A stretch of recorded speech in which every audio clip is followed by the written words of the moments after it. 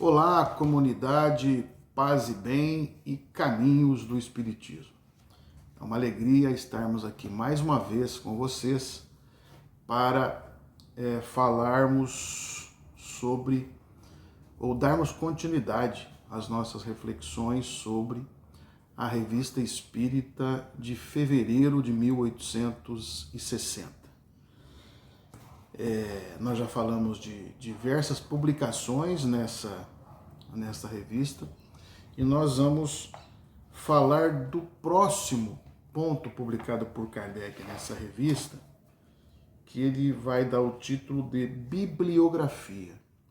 E ele vai dar um subtítulo de A Condessa Matilde de Canossa, que é o título de um livro publicado por um padre, um tal padre Bresciani, da Companhia de Jesus.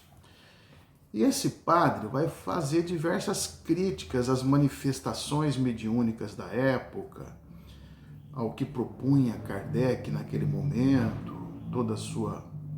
o seu estudo sobre os fenômenos chamados espíritas.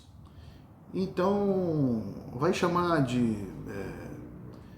superstição, crendices e tantas coisas que ele vai fazer a crítica, e Kardec vai então responder ao padre Bresciani, mas não há nada aqui que nos interesse de maneira especial para comentar. Então nós vamos passar por isso, por essa parte. Nós vamos para a próxima matéria da revista Espírita, que Kardec vai dar o título História de um Condenado. Ele vai se referir aqui a um fato passado em tal cidade. Uma cidade, uma casa, na verdade, perto de Castelnaudari. Eu não sei como é que pronuncia direito isso, mas se escreve Castelnaudari, com Y. E que havia essa casa, e a casa tinha a fama de mal assombrada, porque ali aconteciam coisas estranhas, né? Aí, em determinado tempo, um senhor comprou a casa, reformou a casa e passou a morar na casa. E ele morreu subitamente, né? Depois seu filho fora para lá, e num determinado dia ele sofreu um bofetão no rosto, né? Sendo que não havia ninguém, e ele olhou e não viu ninguém, mas ele tomou um bofetão no rosto, né? De um espírito. E aí esse espírito vai ser evocado na reunião que Allan Kardec faz, numa reunião que era daquelas tantas que Allan Kardec fazia, e o espírito foi chamado para estar ali na reunião, para que eles pudessem debater um pouco, estudar esse caso. E aí eu vou ler para vocês, se vocês vão me permitir, para a gente compreender melhor. Aí está escrito assim na publicação da revista. O espírito chamado se manifestou por sinais de violência. O médium foi tomado por uma agitação extrema. 7 ou 8 lápis foram quebrados. Vários foram lançados contra os assistentes. Uma página foi rasgada e coberta de traços insignificantes, traçados com cólera. Todos os esforços foram improdutivos para acalmá-lo, instado a responder às questões que lhe dirigia, ou que lhe se dirigia, escreveu com maior dificuldade um não, quase imperceptível ou indecifrável. Ele não queria responder. Então é interrogado a São Luís, que estava presente na sessão, na reunião em espírito, como era uma figura bastante presente nos trabalhos de investigação de Allan Kardec naquele período, de todos os fenômenos, né? Então, é é perguntado a São Luís: tereis a bondade de nos dar algumas informações sobre esse espírito, uma vez que não pode ou não quer dá-lo ele mesmo? Aí São Luís responde: o espírito é um espírito da pior espécie, um verdadeiro monstro. Fizemo-lo vir, mas não pudemos constrangê-lo a escrever. Apesar de tudo que lhe foi dito, ele não tem seu livre arbítrio. Ele tem o seu livre arbítrio. Não quer escrever. O infeliz dele faz um triste uso, faz um uso triste do livre-arbítrio, vai dizer o Espírito São Luís ali presente. Depois, faz muito tempo que está morto como homem? Lhe é perguntado. Tomai vossas informações, vem a resposta. Foi ele quem cometeu o crime cuja lenda existe na região. Então, dizendo que realmente foi ele quem cometeu o crime, que tem aquela lenda da casa na região de Castelnaudari.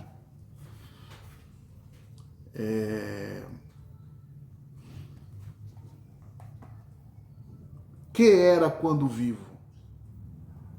Resposta: sabê-lo-eis por vós mesmos.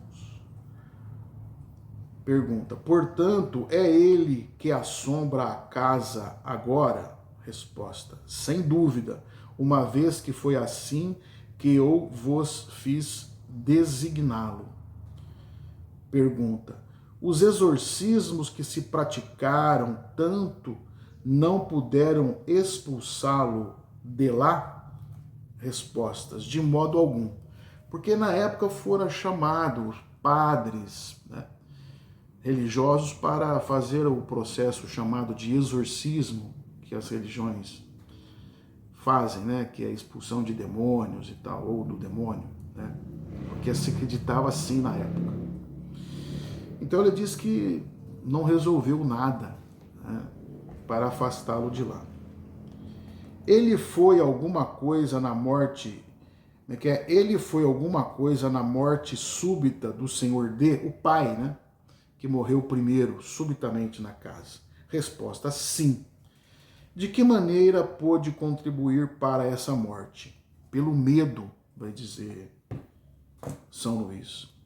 Foi ele quem deu a bofetada no senhor D, filho? Sim, responde São Luís. Poderia dá-la aqui em qualquer um de nós? Resposta: sim, mas sem dúvida, e o desejo para isso não lhe faltaria. Sem dúvida, e o desejo para isso não lhe faltaria. Por que não o faz? Então lhe é perguntado. Não lhe é permitido, né? Aqui cabe um parênteses para algumas coisas, né? Primeiro, essa questão do efeito físico, né? De um bofetão, né? Alguma coisa que machucou a pessoa que caiu, ou que tomou o bofetão. Kardec vai nos ensinar em outro momento que isso é possível, mas é um efeito físico, é um fenômeno mediúnico de efeito físico, né? Então, é preciso que nessa condição, para que isso aconteça, qualquer fenômeno físico, desde a movimentação de uma peça ou de algo físico, ou um bater de janela, ou um bofetão, ou uma pedra tirada, é possível desde que você tenha ali presente um médium de efeito físico. Vai nos ensinar Allan Kardec que o médium de efeito físico é aquele que emana do seu perispírito uma quantidade grande do chamado ectoplasma, que é um fluido denso, imperceptível para nós, mas muito denso para os espíritos, quase materializado, ou materializável, né? Que com a manipulação desse fluido, do chamado ectoplasma, é possível ocorrer um fenômeno de efeito físico. Inclusive as chamadas materializações, né? A materialização de um espírito por alguns momentos, em determinadas condições, em virtude desse fluido chamado ectoplasma. Então, essa é uma explicação importante. Então, provavelmente, alguém por ali devia ser médium de efeito físico para que isso acontecesse. Aqui não vai falar sobre isso nessa publicação, mas Kardec nos ensina em outra passagem que para um fenômeno desse tipo é preciso que tenha um médium de efeito físico. E uma coisa que nos salta aos olhos aqui é que ele vai dizer, por que então que ele não dá uma bofetada em um de nós aqui? Ele vai dizer simplesmente, não lhe é permitido. O que a gente não sabe, não é permitido por quem, né? O que eu imagino, a gente imagina, é que ali na reunião mediúnica, o médium, o espírito foi levado, foi constrangido a ir para lá por uma força irresistível e provavelmente advinda dos próprios espíritos benfeitores que ali estão na reunião mediúnica e que eles próprios estariam impedindo o espírito tão violento de dar um bofetão na cara de cada pessoa que estava ali na reunião. Portanto, é por essa maneira que isso não acontecia. Eu imagino que nós vamos ter que fazer vários outros programas falando do mesmo tema, porque o assunto é longo e cabe bastante reflexão e análise da doutrina de Allan Kardec sobre vários pontos desse caso e dessas manifestações. E Kardec próprio fez várias sessões, reuniões mediúnicas em dias diferentes, consecutivos ou não, em relação a esse caso, e a gente vai acompanhar aqui no programa, tá bom? Um beijo para vocês, até a próxima.